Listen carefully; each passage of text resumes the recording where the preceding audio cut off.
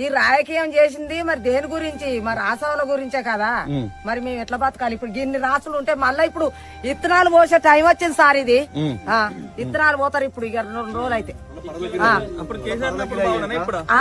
ఆయన ఉన్నప్పుడే మంచిగున్నది, ఆయన ఉన్నప్పుడు మంచిగా, ఆయన అయినప్పుడు ఈయన అంటాడు, ఈయన అయినప్పుడు ఆయన అంటాడు.